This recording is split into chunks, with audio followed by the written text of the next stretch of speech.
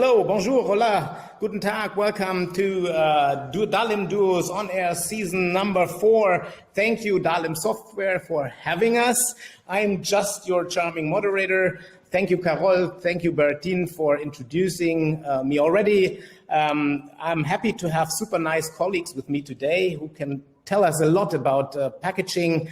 On the one hand side, it's Fleur Lim from DECATHLON. She's speaking from Paris to us, and then we have Mario Garcia, who's into ISDIN, the leading brand in South America, Spain and Portugal for suntan and cosmetics, and he's speaking from Spain to us. I will do a little introduction beforehand to bring you into the topic. It's about sustainable packaging and the role of packaging in terms of sustainability. And I've brought something for you. I've brought the packaging of the future. So what does it look like? Here we are. That's the packaging of the future. It's made from renewable sources. It has a solid barrier, so it's food proof. Its yellow color has a huge stopping power and a huge shelf impact, and it's biodegradable, and it is compostable. And by the way, it is a smart packaging because it turns the color into black if it comes to the end of the expiration date. So this is really the super cool packaging. The only thing which is missing a little bit is convenience. That's a problem, but I found a way to come over that. I developed a tool. Look at this. And it's just easy. You just do it that way, and you can open it very conveniently. So this is a little trick, and you can order the tool at my address. Well, but now I want to share my presentation with you. Just a few slides before I hand over to Fleur. Just a second. Here we go. So what if there would be no packaging at all? That's a big question. Naked products. It would be good for our health, for our planet, for our habitat if there would be no packaging, but I don't think it's a good idea. It's much too dogmatic. I mean, if you think about smelly, wet dog food, how do you bring it home? How about frozen products like here in the picture?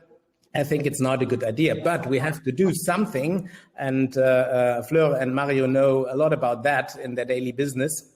So we have to change the role of packaging. We have to change the way we deal with packaging.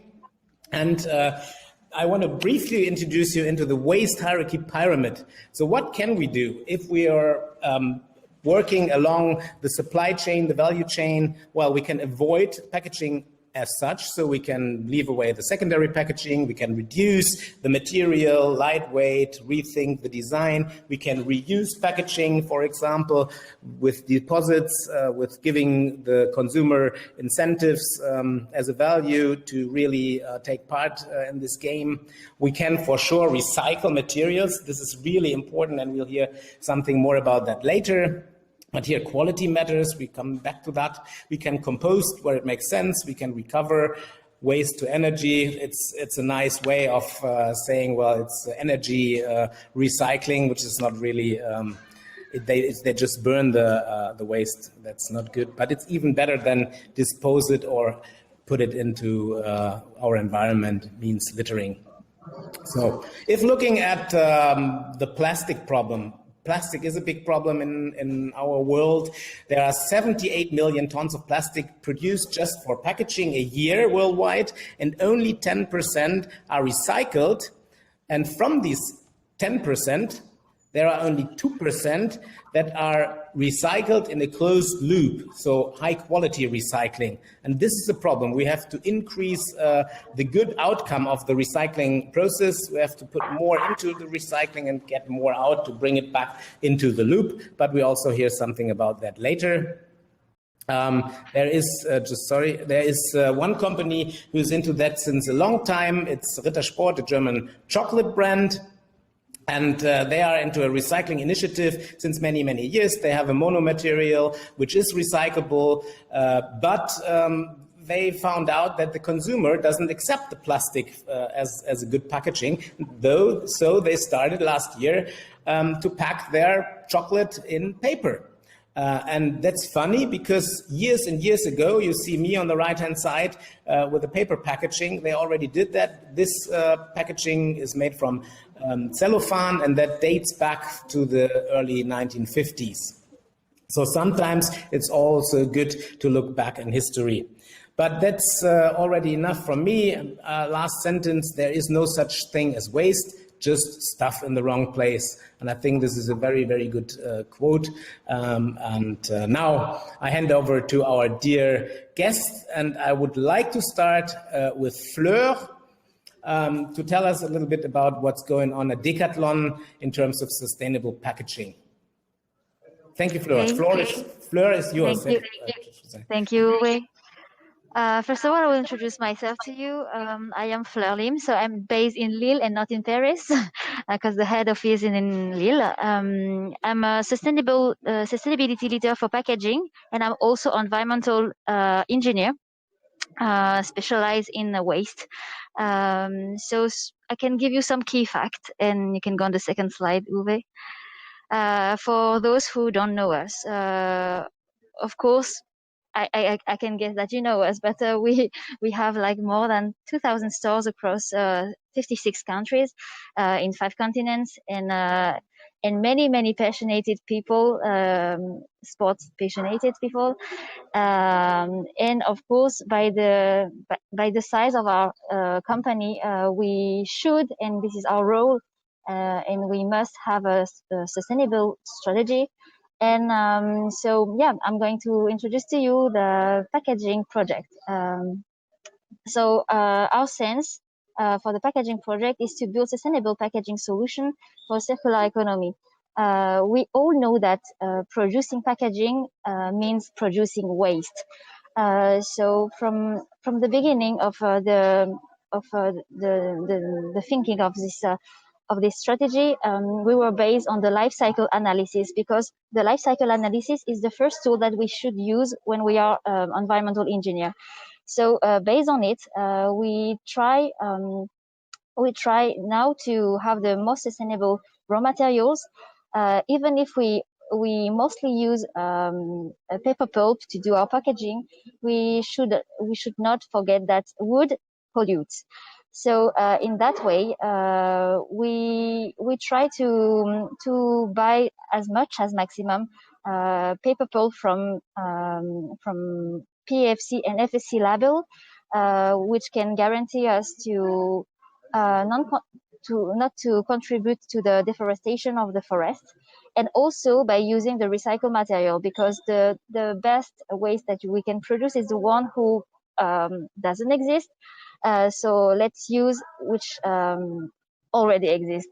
And for the part of the conception, for the second part, we are trying to have an offer of eco-design packaging. And by eco-design, we are thinking about the end of life, because, of course, 100% of our packaging will have an end of life. And to make this packaging recyclable, we have to have monomaterials packaging, of course, and also to avoid single-use plastic packaging as much as maximum. So our main strategy at the Decathlon Packaging is to tackle 100% of our single-use plastic packaging by 2026. This is a commitment. And for the end of life, of course, we have, unfortunately or fortunately, I don't know, one packaging which is circular, and this is the hang-up. We are using the hanger at the stores, and after the use, we should, of course, recycle it. And for that, we put a collection into our stores and also in our logistic, in order to collect them, to send them, and to transport them to our suppliers, our textile suppliers mainly, and to reuse it directly. And for those who are, which are not in good shape, or sometimes destroyed, we can recycle it. So we reuse first and then we recycle. And yes, this is 3 main KPI that we have at Decathlon's packaging to try to build the most sustainable pack solution. But of course, we have many other actions that I won't have time to introduce to you.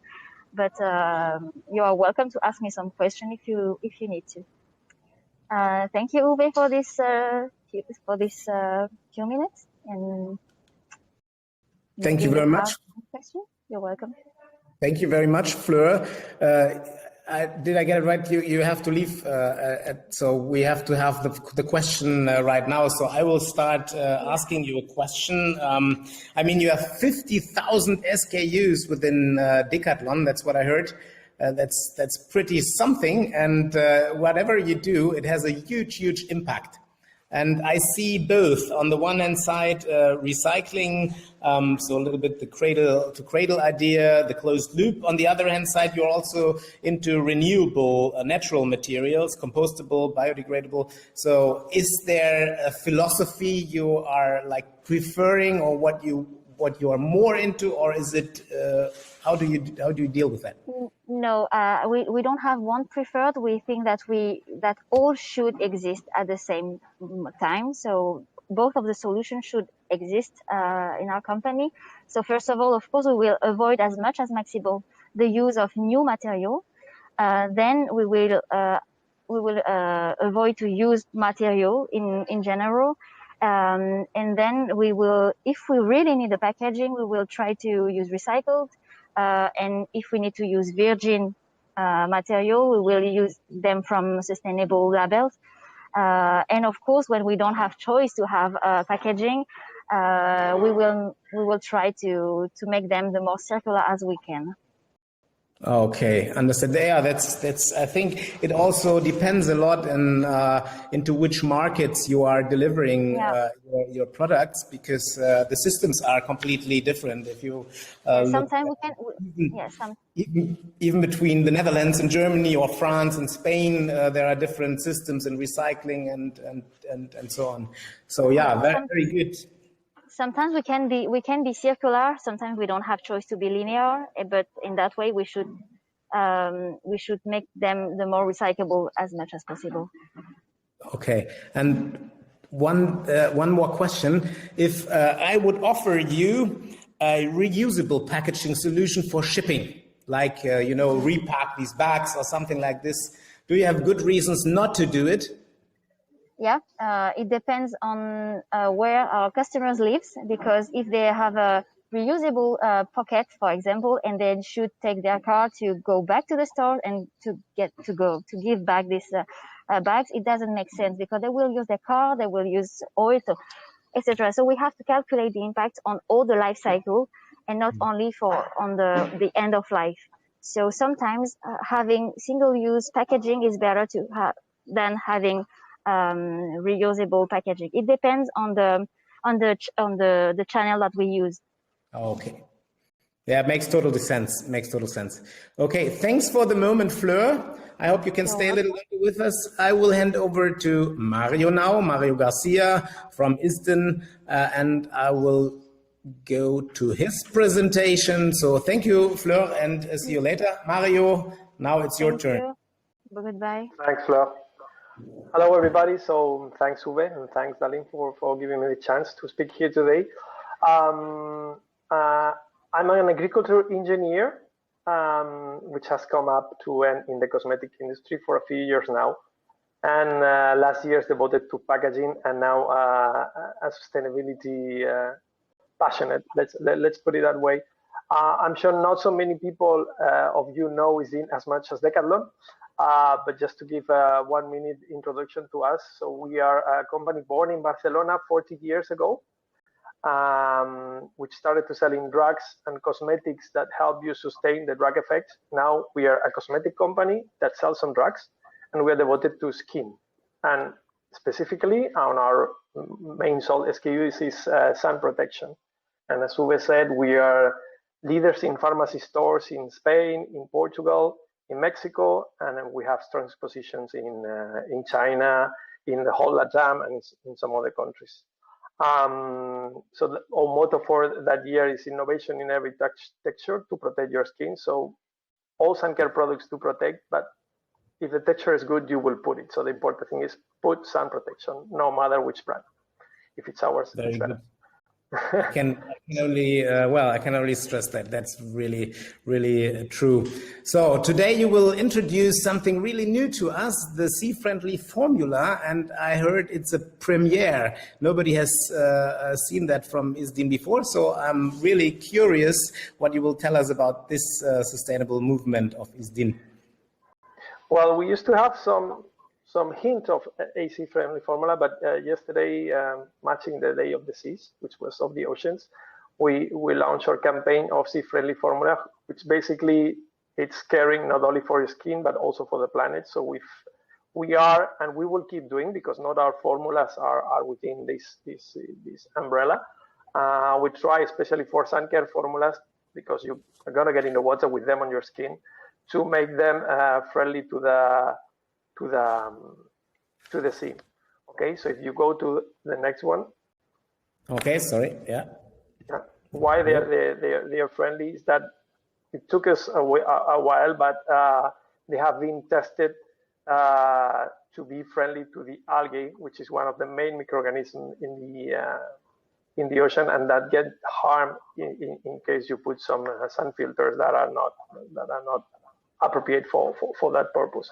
So it's been a hard change for us. It's been tough, and we will keep doing it. So I know this is packaging, but I wanted to introduce this formula. But we're also researching into packaging. If you go to the next one, and besides doing a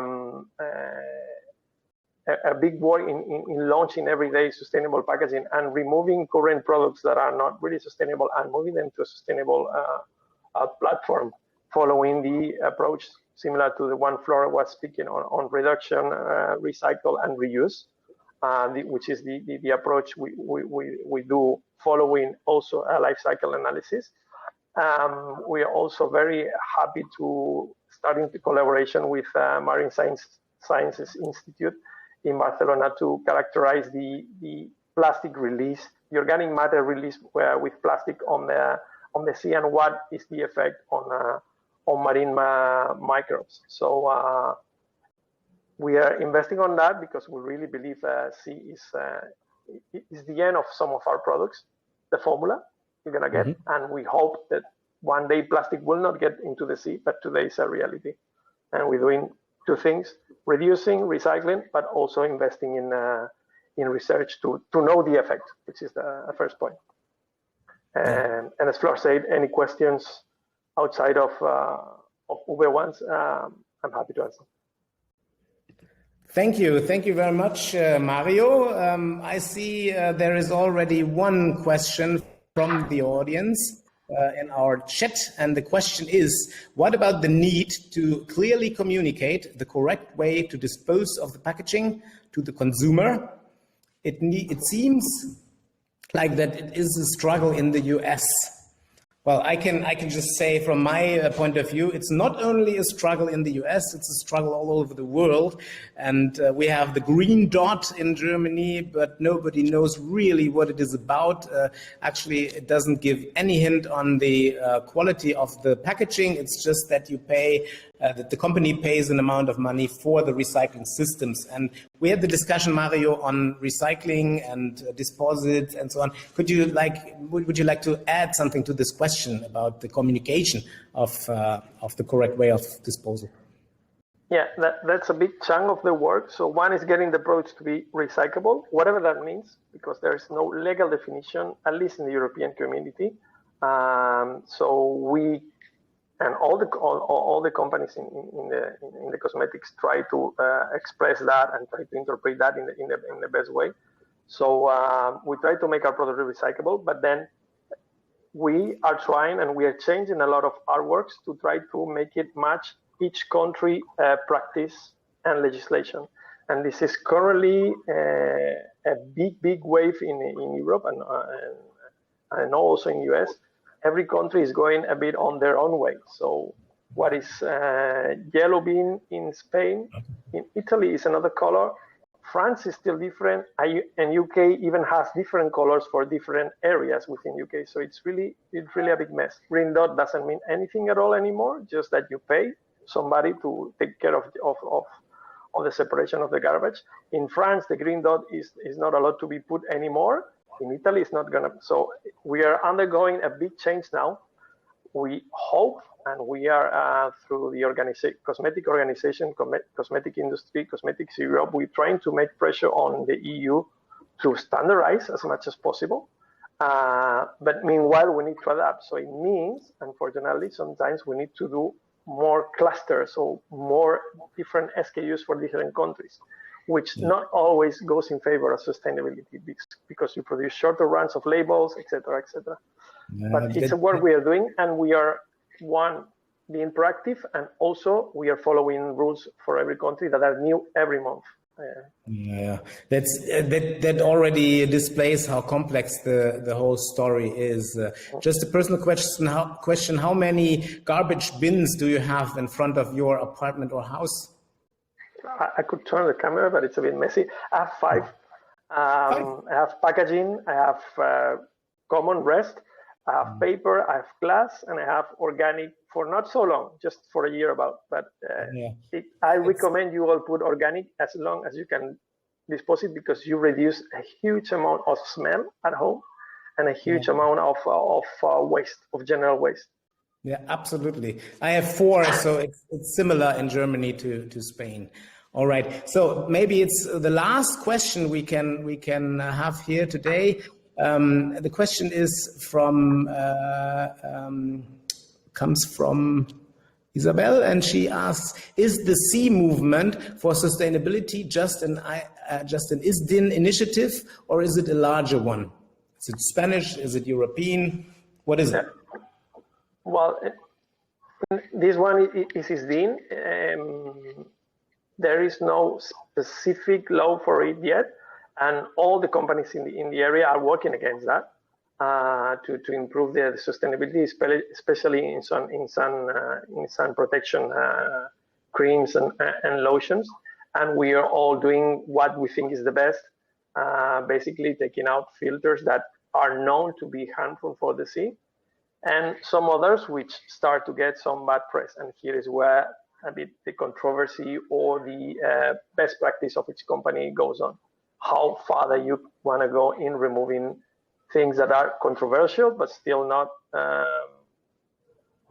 even on the scope of the EU to be forbidden. So in here at ISDIN, we're going a bit against the mile, so we're going a bit farther, and everything we think that it's going to become not so good press or not so good for the seas in the coming 3, 4, 5 years, we're already either taking it out or studying how to do it. All right, that's, okay, thank you very much. Just one last question, because I'm really interested personally, and it's also interesting for the audience, I guess. Last question, I mean, suntan in a paper tube, is it something you can imagine, or is it a long way to go? So there are a lot of new things coming up in the industry. Do you see paper tubes? I really see it.